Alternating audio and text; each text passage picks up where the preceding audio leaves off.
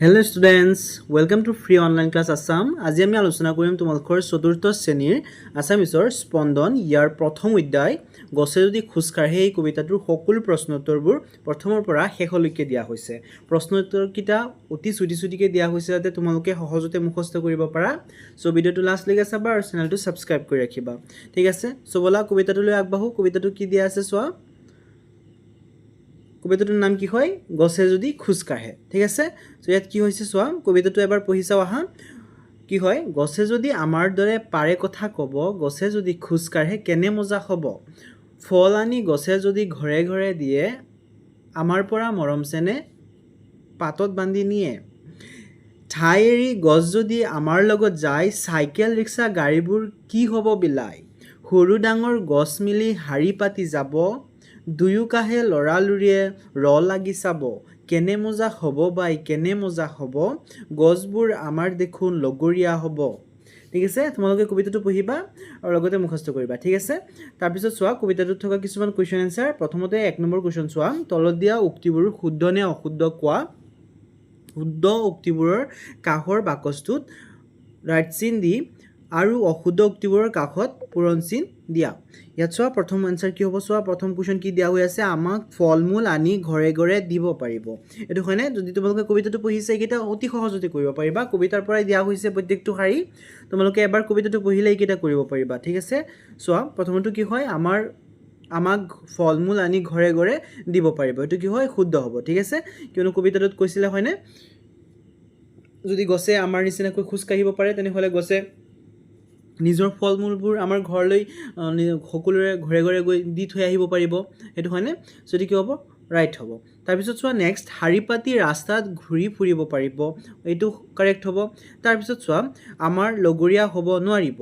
এইটো পাৰিব যদি গছে খোজকাঢ়িব পাৰে। ইয়াত চোৱা প্ৰথমতে লিখাই আছে গছবোৰে যদি খোজকাঢ়িব পাৰে তেনেহ'লে কি কি কৰিব পাৰিব। গছবোৰ যদি খোজকাঢ়িব পাৰে তেনেহ'লে নিশ্চয় আমাৰ লগত আহিব পাৰিব, আমাৰ লগৰীয়া হ'ব পাৰিব। হয়নে? চ' এইটো কাৰেক্ট হ'ব, এইটো শুদ্ধ হ'ব। কিন্তু ইয়াত দিয়া হৈছে লগৰীয়া হ'ব নোৱাৰিব বুলি দিয়া হৈ আছে। হয়নে? চ' নোৱাৰিব বুলি দিয়া হোৱাৰ কাৰণে এইটো কি হ'ব? নহ'ব। ঠিক আছে, তাৰপিছত চোৱা 2 নম্বৰ নেক্সট, লৰালৰিৰ লগত কথা পাতি থাকিব পাৰিব। চ' ইয়াত কৈছে কথা পতাৰ কথা কৈছে। ইয়াত চোৱা গছবোৰ যদি খোজকাঢ়িব পাৰে এইটো কৈছে, খোজকাঢ়াৰ কথা কৈছে, কিন্তু কথা পতাৰ কথা ইয়াত কোৱা নাই। চ' এইটো কি হ'ব? অশুদ্ধ হ'ব। তাৰপিছত চোৱা, চাইকেল ৰিক্সা গাড়ীবোৰৰ দৰে বেগাই যাব নোৱাৰিব। এইটো শুদ্ধ হয়। চাইকেল ৰিক্সা গাড়ীবোৰৰ চকা থাকে, চ' বহুত স্পীডত যাব পাৰে, কিন্তু গছে যদি খোজকাঢ়ে বা মানুহেই খোজকাঢ়ে তেনেহ'লে গাড়ী ৰিক্সা এইবোৰৰ নিচিনাকৈ ইমান বেগাই যাব নোৱাৰে। চ' গছেও যদি খোজকাঢ়িব পাৰে তেনেহ'লে ইমান বেগাই যাব নোৱাৰিব। ঠিক আছে, চ' এইটো কি হ'ব? ৰাইট হ'ব। ঠিক আছে, একেবাৰে ইজি হয়। তাৰপিছত চোৱা 2 নম্বৰ, তলত দিয়া ছবিকেইখন চাই পদ্যটোৰ সৈতে মিল থকা স্তৱককেইটা খালী ঠাইত লিখা। চ' ইয়াত চোৱা ছবিটো চাই তাৰপিছত কবিতাটোৰ পৰা কেইটামান শাৰী আনি ইয়াত লিখিব লাগে। ঠিক আছে, ইয়াত চোৱা ছবিটোত কি দিয়া আছে? কিছুমান গছ গছনি আছে, লগতে কিছুমান গাড়ী দিয়া হৈ আছে, খোজকাঢ়ি আছে গছ গছনিকেইটা। ঠিক আছে, চ' ইয়াত চোৱা কি হ'ব? এইটোৰ লগত মিলোৱা এটা শাৰী কি হ'ব কবিতাটোৰ পৰা? ঠাই এৰি গছ যদি আমাৰ লগত যায়, চাইকেল ৰিক্সা গাড়ীবোৰৰ কি হ'ব বিলাই। তাৰপিছত চোৱা নেক্সট কি হৈছে? গছে নিজৰ ফল মূলবোৰ আনি মানুহক ঘৰে দি আছে। চ' এইটো কি হ'ব চোৱা কবিতাটোৰ পৰা? ফল আনি গছে যদি ঘৰে ঘৰে দিয়ে, আমাৰ পৰা মৰম চেনেহ পাতত বান্ধি নিয়ে। ঠিক আছে, এইকেইটা তোমালোকে ইয়াৰ পৰা লিখি ল'বা। একেবাৰে ইজি হয়। তোমালোকে কবিতাটো যদি মুখস্থ কৰি লোৱা তেনেহ'লে এইটো চেপ্টাৰত থকা সকলো প্ৰশ্ন উত্তৰবোৰ তোমালোকৰ বাবে বহুত ইজি হৈ যাব। চ' তোমালোকে প্ৰথমতে কবিতাটো মুখস্থ কৰিবা। একেবাৰে ইজি কবিতাটো হয় আৰু বহুত মজাৰ কবিতা হয়। তোমালোকে এবাৰ পঢ়িলেও হয়তো বা মনত ৰাখিব পাৰিবা। তাৰপিছত চোৱা 3 নম্বৰ দিয়া আছে ভাবা আৰু লিখা। তাৰে ক নম্বৰ কুৱেশ্যন আছে, গছে আমাক মৰমতে ফল মূল আনি দিয়ে, আমি গছক মৰমেৰে কি ক'ব পাৰোঁ।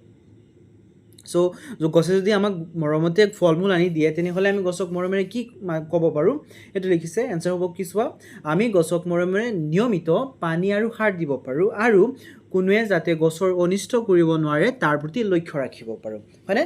যদি গছে আমাক মৰমেৰে গছৰ থকা ফল মূলবোৰ আনি দিয়ে তেনেহ'লে আমি গছৰ কাৰণে কিবা এটা কৰিব লাগিব চ' আমি কি কৰিব পাৰোঁ গছৰ যিটো আমাৰ ফল মূল দৰকাৰ কিন্তু গছৰ কাৰণে কি দৰকাৰ হয় গছৰ কাৰণে সাৰ পানী এইবোৰ দৰকাৰ হয় চ' আমি গছক মৰমেৰে সাৰ পানী আৰু লগতে যাতে গছৰ কোনোৱে অনিষ্ট নকৰে সেইটো আমি চাব পাৰোঁ লক্ষ্য ৰাখিব পাৰোঁ ঠিক আছে তাৰপিছত চোৱা খ নম্বৰ চাইকেল ৰিক্সা গাড়ীবোৰ যদি নাথাকিলেহেঁতেন আৰু গছ গছনিবোৰ যদি খোজ কাঢ়িব পাৰিলেহেঁতেন তেতিয়া আমাৰ কি সুবিধা আৰু অসুবিধা হ'লহেঁতেন ইয়াত চোৱা কি কৈছে কুৱেশ্যনটোত সুধিছে যদি চাইকেল ৰিক্সা গাড়ী এনেকুৱাবোৰ যিকেইটা বাহন আছে এইকেইটা যদি নহ'লহেঁতেন আৰু লগতে গছ গছনিবোৰ যদি খোজ কাঢ়িব পাৰিলেহেঁতেন তেনেহ'লে কি হ'লহেঁতেন সেইটো লিখিব লাগে আমাৰ কি সুবিধা আমাৰ কি অসুবিধা হ'লহেঁতেন সেইকেইটা লিখিব লাগে চোৱা সুবিধা কি হ'ব প্ৰদূষণ কমিলহেঁতেন আৰু সকলো ঠাইতে সহজে বিশুদ্ধ বায়ু চাহ আৰু ফল মূল পোৱা গ'লহেঁতেন চ' ইয়াত কি কৈছে চোৱা সুবিধা কি হ'ব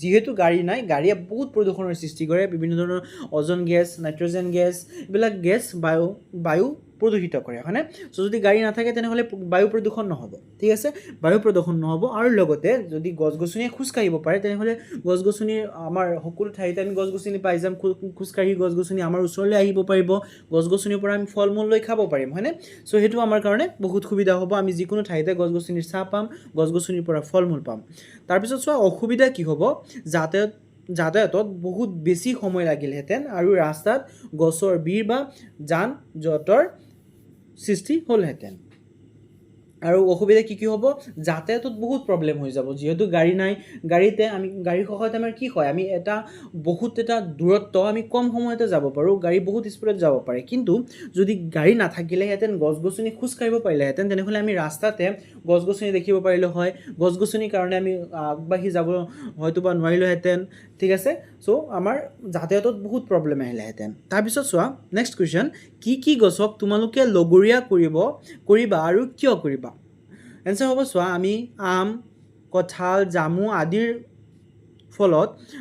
ফলৰ গছক লগৰীয়া কৰিম কাৰণ ইহঁতে আমাক সোৱাদযুক্ত ফল শীতল চাহ আৰু খৰি দিয়ে আৰু গোলাপ খৰিকাজাই আদি ফুলৰ গছক লগৰীয়া কৰিম কাৰণ ইহঁতে আমাক ধুনীয়া সুগন্ধি ফুল দিয়ে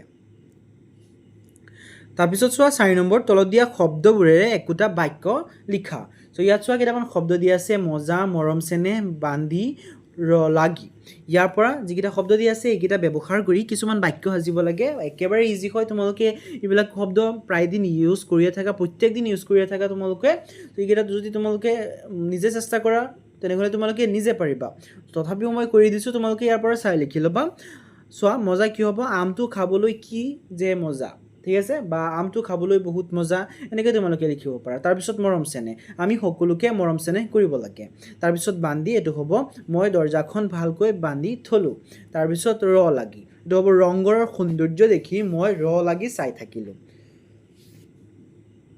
তোমালোকে ইয়াৰ পৰা বাক্যকেইটা চাই তোমালোকে নিজে কৰিবৰ কাৰণে চেষ্টা কৰিবা ইয়াৰ পৰা অলপ বেলেগকৈ লিখিবৰ কাৰণে চেষ্টা কৰিবা নিজে অলপ ক্ৰিয়েটিভ হ'বৰ কাৰণে চেষ্টা কৰিবা ঠিক আছে তাৰপিছত চোৱা 5 নম্বৰ তলত দিয়া ছবি দুখন চাই কাষৰ স্তৱক দুটা সম্পূৰ্ণ কৰা ইয়াত চোৱা এটা ছবি দিয়া আছে ছবিটো চাই তলৰ দুটা শাৰী দিয়া আছে আৰু দুটামান শাৰী নিজে লিখিব লাগে ইয়াত ছবিটো কি কৈছে চোৱা এটা চাইকেলেৰে বাঘ এটা চাইকেল চলাই গৈ আছে লগত এটা মোনা আছে ঠিক আছে চ' এইটো কি হ'ব চোৱা হাবি এৰি বাঘ যদি বজাৰলৈ যায় বজাৰত থকা মানুহবোৰ কি যে হ'ব বিলাই ঠিক আছে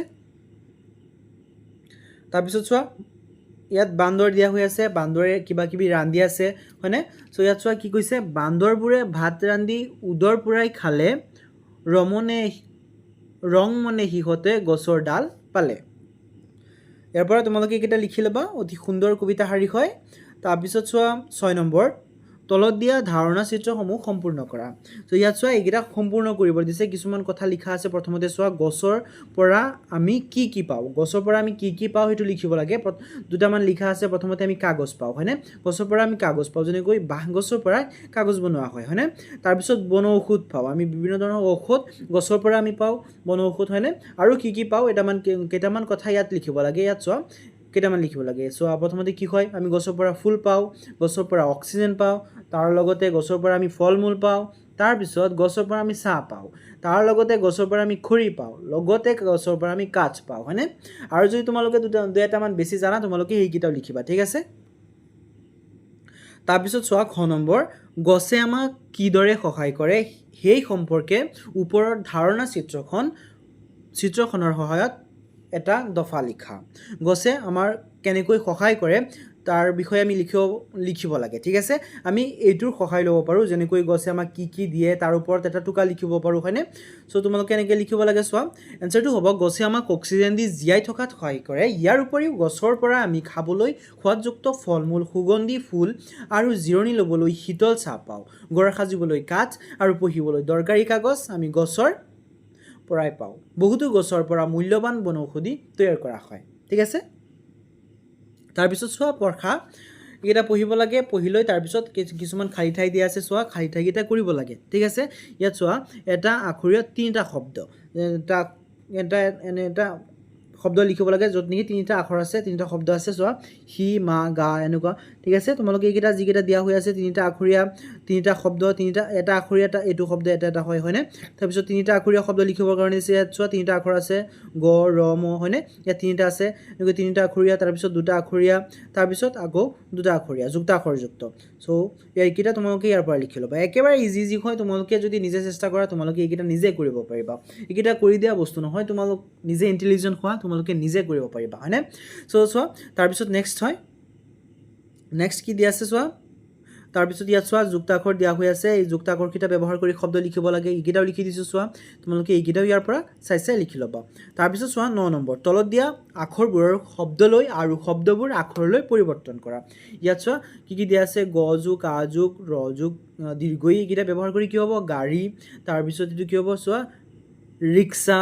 ঠিক আছে, এইকেইটা তোমালোকে ইয়াৰ পৰা লিখি ল'বা। তাৰপিছত এনেকৈ চোৱা বান্ধি দিয়া আছে, লগৰীয়া দিয়া আছে, ওপৰটোৰ নিচিনাকৈ এইকেইটা ভাঙি লিখিব লাগে। এইকেইটা তোমালোকে ভাঙি লিখি দিবা। একেবাৰে ইজি হয়, অলপো টান নহয়। তাৰপিছত চোৱা 10 নম্বৰ, লগৰীয়া শব্দ তোমালোকৰ পদ্যটোত পাইছা। লগ আৰু অৰিয়া, লগ লাগি লগৰীয়া শব্দটো গঠন হৈছে। এনেদৰে তলত দিয়া শব্দবোৰৰ গঠন কৰি লিখা। ইয়াত চোৱা লগৰীয়াটোৰ প্ৰথমতে কি দিয়া হৈছে, চোৱা লগ বন, তাৰপিছত আৰু তাৰ লগত অৰিয়া লগাই কি হৈছে, প্ৰথমতে লগৰীয়া হৈছে, তাৰপিছত বনৰীয়া হৈছে। ঠিক আছে, তাৰপিছত নাও, ভাও, তাৰপিছত অৰিয়া, এইকেইটা 3টা যোগ কৰি কি হ'ব, নাৱৰীয়া, ভাৱৰীয়া। ঠিক আছে, একেবাৰে ইজি হয়। তাৰপিছত চোৱা তলত দিয়া বেনাৰখন পঢ়া। ইয়াত এটা বেনাৰ দিয়া আছে, বেনাৰখন পঢ়িব দিছে। ঠিক আছে, বেনাৰখনত কি দিয়া হৈছে চোৱা, আমি কিয় গছ ৰুব লাগে তাৰ কিছুমান কথা লিখা হৈ আছে, সেইকেইটা তোমালোকে পঢ়িবা। কি দিয়া আছে চোৱা, গছৰ শিপাই মাটিৰ খহনীয়া ৰোধ কৰে। এইটো তোমালোকৰ হয়তো বা তোমালোকৰ কুৱেশ্যন আহিব পাৰে যে গছ আমি কিয় ৰুব লাগে, এনেকুৱা কুৱেশ্যন আহিব পাৰে। সেইকেইটা তোমালোকে ইয়াৰ পৰা এইকেইটা লিখিব পাৰিবা। তাৰপিছত গছ গছনি বেছি থকা অঞ্চলত নিয়মীয়াকৈ বৰষুণ হয়। তাৰ লগতে বহুতো চৰাই চিৰিকটি আৰু জীৱ জন্তুৱে গছ বিৰিখত আশ্ৰয় লয়। তাৰ লগতে গছে বায়ু শীতল কৰি ৰাখে। গছ গছনিয়ে দূষিত বায়ু শোধন কৰি অক্সিজেন গেছ এৰি দিয়ে। তাৰপিছত চোৱা ছবিখন চাই আমাৰ মনলৈ কি ভাৱ আহিছে কোৱা। ওপৰৰ বেনাৰখনত থকা কথাখিনিৰ উপৰি আন কি কাৰণত গছ পুলি ৰুব লাগে বুলি তুমি ভাবা, কোৱা আৰু লিখা। ওপৰৰ ছবিখনত তোমালোকে দেখিছা, ইয়াত গছ গছনি কিয় ৰুব লাগে তাৰ কথা লিখা হৈ আছে। চ' ইয়াত এইটো কুৱেশ্যনত সুধিছে যে আৰু তোমালোকে সেই ছবিখনত লিখা থকা উপৰিও আৰু কি কাৰণৰ কাৰণে আমি গছ গছনি ৰুব লাগে সেইকেইটা লিখিবৰ কাৰণে দিছে। ঠিক আছে, চ' চোৱা কি হ'ব, উত্তৰ হ'ব ছবিখন চাই বুজিব পাৰি যে পৃথিৱীখন সুন্দৰ কৰি ৰাখিবলৈ গছ অতি প্ৰয়োজনীয়। বেনাৰখনত থকাৰ বাহিৰেও গছ ৰোৱাৰ আন কাৰণবোৰ হ'ল, প্ৰথম কাৰণটো হ'ব সুস্বাদু ফল মূল আৰু ফুল পাবলৈ, তাৰ লগতে ঘৰৰ আচবাবৰ বাবে প্ৰয়োজনীয় কাঠ পাবলৈ, তাৰ লগতে কাগজ আৰু বিভিন্ন বনৌষধ তৈয়াৰ কৰিবলৈ, তাৰ লগতে প্ৰাকৃতিক সৌন্দৰ্য বৃদ্ধি কৰিবলৈ। ঠিক আছে, তাৰপিছত চোৱা 11 নম্বৰ গ দিয়া হৈ আছে, গছ পুলি এটা ৰোৱাৰ পাছত পুলিটো ডাঙৰ হ'বলৈ তুমি কেনেকৈ যতন ল'বা, কোৱা আৰু লিখা। ইয়াত কৈছে তোমালোকে যদি এটা গছ পুলি ৰোৱা তেতিয়া এই গছটো ডাঙৰ হ'বৰ কাৰণে তুমি কি যত্ন ল'বা সেইটো লিখিব লাগে। ঠিক আছে, এনচাৰটো হ'ব চোৱা, মই গছ পুলিটোত নিয়মিতভাৱে পানী দিম, হয়নে? বহুত ইম্পৰ্টেণ্ট হয়, গছ এটা লগোৱাৰ পিছত ইয়াত পানী দিয়া, হয়নে? তাৰপিছত গৰু ছাগলীৰ পৰা ৰক্ষা কৰিবলৈ চাৰিওফালে এখন বেৰা দিম আৰু গছজোপা সোনকালে ডাঙৰ হ'বলৈ প্ৰয়োজনীয় সাপেক্ষে জৈৱিক সাৰ প্ৰয়োগ কৰিম। তাৰপিছত চোৱা প্ৰকল্প দিয়া হৈ আছে। প্ৰকল্প কি দিছে চোৱা, ধৰা হওক তোমালোকৰ চৌহদত থকা এজোপা গছৰ তলত তুমি থকা তুমি কথা পাতিব বিচাৰিছা গছজোপাক সুধিবৰ বাবে তুমি 5টা প্ৰশ্ন লিখি উলিওৱা চ' ইয়াত কৈছে যে ধৰি লোৱা তোমালোকৰ ওচৰতে এটা গছ আছে গছটোৰ লগত তুমি কথা পাতিব গৈছা চ' যদি কথা পাতিব যোৱা এনেকুৱা 5টা কি কুৱেশ্যন সুধিবা সেইটো তোমালোকে লিখিব দিছে ঠিক আছে চ' চোৱা কি কুৱেশ্যন সুধিব পাৰা প্ৰথমটো সুধিব পাৰা যে তোমাৰ বয়স কিমান গছটোৰ বয়স কিমান হৈছে এইটো সুধিব পাৰা লগতে চৰাইবোৰে বাহ সাজিলে তোমাৰ কেনে লাগে এইটো সুধিব পাৰা তাৰপিছত ডাল ভাঙিলে তুমি কষ্ট পোৱা নে এইটো লিখিব পাৰা তাৰপিছত ৰাতি অকলে থাকোঁতে তোমাৰ ভয় নালাগেনে এনেকুৱা কুৱেশ্যন তোমালোকে সুধিব পাৰা ঠিক আছে এনেকুৱা কাল্পনিক বহুত কুৱেশ্যন আছে তোমালোকৰ মনলৈ যিমান কুৱেশ্যন আহে বাছ ইয়াত কুৱেশ্যন লিখিবৰ কাৰণে কৈছে তোমালোকৰ মনত যি কুৱেশ্যন আহে তেনেকুৱা কুৱেশ্যনে তোমালোকে ইয়াত লিখিব পাৰা ঠিক আছে তাৰপিছত চোৱা 13 নম্বৰ দিয়া হৈ আছে চাইকেলে শিপা মেলি থকা অথবা এটা চাৰিঠেঙীয়া পোহনীয়া জন্তুৱে দেউকা মেলি উৰি থকা ছবি এখন আঁকা ঠিক আছে ইয়াত এটা কাল্পনিক ছবি আঁকিবৰ কাৰণে কৈছে এইকেইটা তোমালোকে নিজে চেষ্টা কৰিবা এইকেইটা পৰীক্ষাৰ কাৰণে ইম্পৰ্টেণ্ট নহয় কিন্তু তোমালোকৰ ক্ৰিয়েটিভিটি ইম্প্ৰুভ কৰাৰ কাৰণে এইকেইটা দিয়া হৈছে চ' তোমালোকে নিজে চেষ্টা কৰিবা ঠিক আছে ষ্টুডেণ্টছ এইখিনিতে এইটো চেপ্টাৰৰ সকলো প্ৰশ্নটোবোৰ শেষ হৈছে যদি ভিডিঅ'টো ভাল লাগিছে তেনেহ'লে লাইক কমেণ্ট শ্বেয়াৰ এটা কৰিবা আৰু চেনেলটো ছাবস্ক্ৰাইব কৰি ৰাখিবা আৰু লগতে নেক্সট ভিডিঅ'ৰ লিংকটো এইটো ভিডিঅ'ৰ ডেছক্ৰিপশ্যন বক্সত পাই যাবা তাৰ পৰা চাব পাৰিবা ভিডিঅ'টো লাষ্টলৈকে দেখা হবে ধন্যবাদ